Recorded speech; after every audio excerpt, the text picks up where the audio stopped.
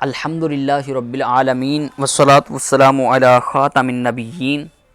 پیارے ناظرین کرام، آج ہم زمانہ جاہلیت کے شعراء کے قصائد میں سے امرؤ القیس کا معلقہ پڑھنے کی کوشش کریں گے۔ سب سے پہلے تو امرؤ القیس کا تعارف جانتے ہیں۔ امرؤ القیس بن حجر، اس کی کنیت تھی ابو وہب، اور اس کا نام ہے سلیمان۔ جی ہاں، اس کا نام سلیمان ہے، جبکہ امرؤ القیس یہ اس کا لقب ہے، اور لقب سے یہ مشہور ہو گیا امرؤ القیس۔ اور اسی طرح ایک اس کا لقب ہے الملک الدلیل، یعنی گمراہ سردار، کہ عورتوں کی محبت میں یہ گم رہتا تھا، گمراہ تھا۔ اور اسی طرح اس کو ذوالقروء بھی کہا جاتا تھا۔ ذوالقروء کا مطلب ہے زخمی۔ کسی شخص نے فرزدق شاعر سے پوچھا، اشعر الناس، لوگوں میں سب سے بڑا شاعر کون ہے؟ تو فرزدق شاعر نے جواب دیا، ذوالقروء، یعنی امرؤ القیس۔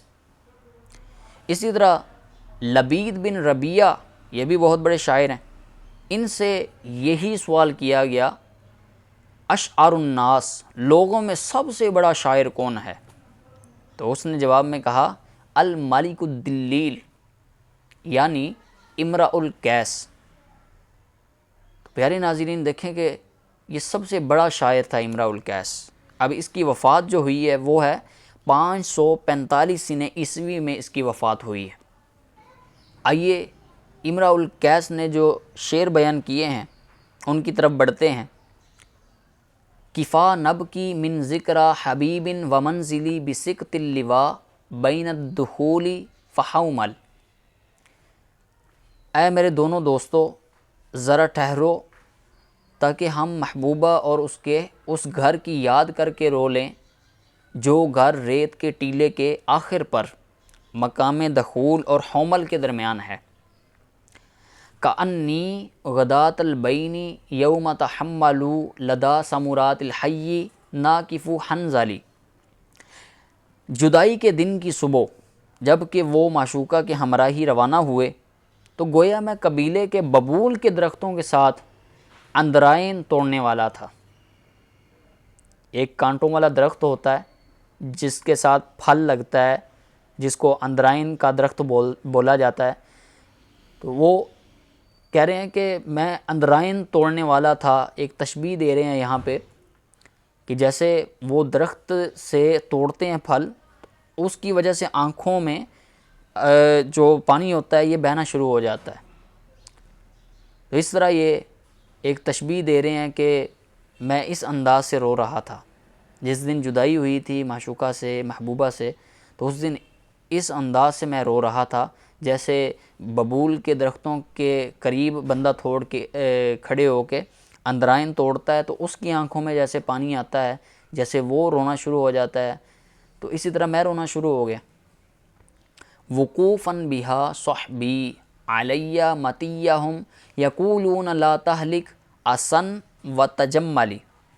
میرے ساتھی میرے پاس ان میدانوں میں اپنی سواریوں کو روکے ہوئے کہہ رہے تھے کہ غم سے ہلاک نہ ہو اور صبر جمیل اختیار کر۔ الا رب یوم لک منہن صالح ولا سیما یوم بدارتی جلجل۔ سنو، ان محبوباؤں کی، معشوقاؤں کی جانب سے بہت سے اچھے دن تھے، خصوصاً وہ دن جو دار جلجل میں گزرا۔ یعنی یہ بندہ یاد کر رہا ہے کہ میرا وہ دن کتنا اچھا گزرا، دار جلجل والا جو خصوصی طور پر جو دن تھا بڑا زبردست گزرا کہ جب میں اپنی محبوباؤں کے ساتھ ہوتا تھا۔ تو یہاں پہ یہ دیکھیں غداتن، یہ غداواتن کی واحد ہے۔ سمورات، یہ ساموراتن کی جمع ہے۔ وقوفن، واقفن کی جمع ہے۔ صحبن، یہ صاحبن کی جمع ہے۔ اور مطیٌ، یہ مطیۃن کی جمع ہے۔ تو اس میں کچھ واحد جمع بیان ہوئے ہیں، یہ میں نے بیان کر دیے ہیں آپ کو۔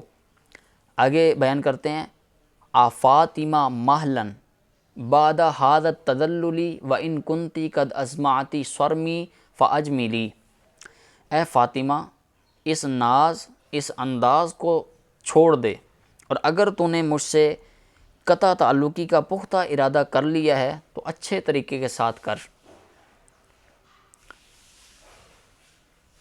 اس شعر میں اپنی محبوبہ سے بیان کرتا ہے، امراء القیس کہتا ہے اے فاطمہ یہ جو تیرے ناز نخرے ہیں، یہ جو طریقہ کار تو نے اپنایا ہوا اس کو چھوڑ دے۔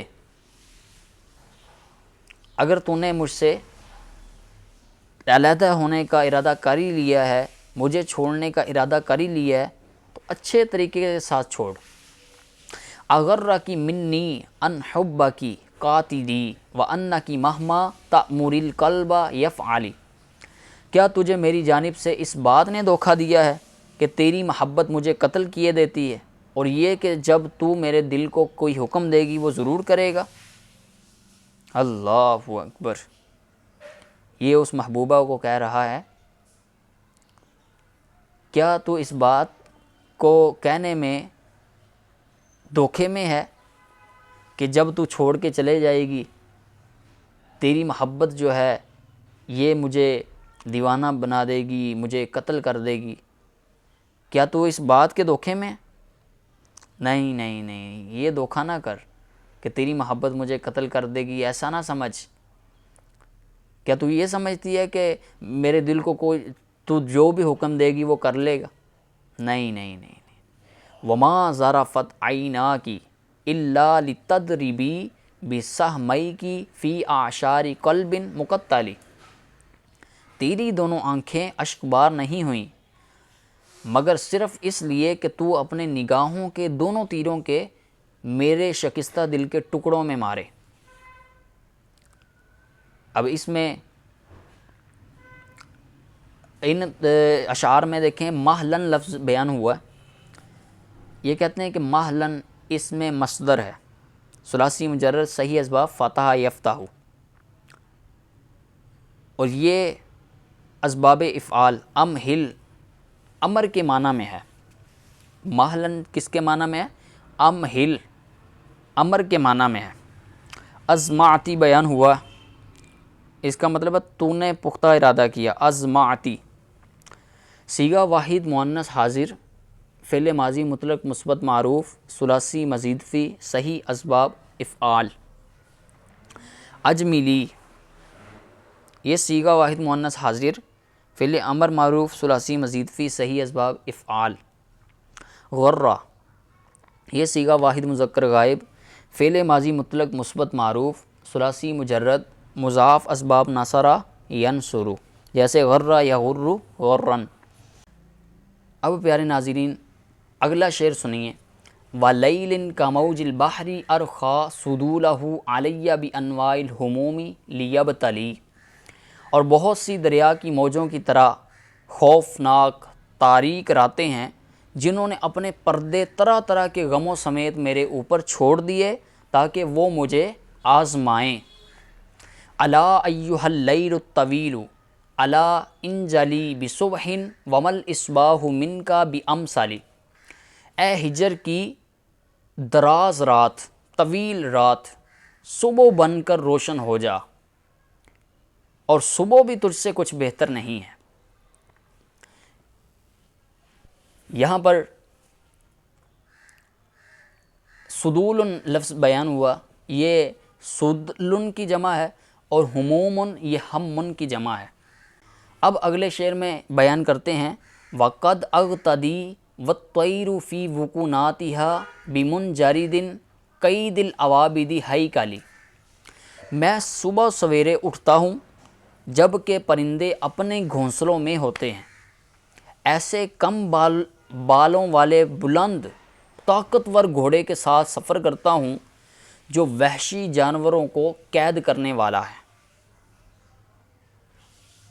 ایسا گھوڑا کم بالوں والا، طاقتور، جو وحشی جانوروں کو قید کرنے والا ہے۔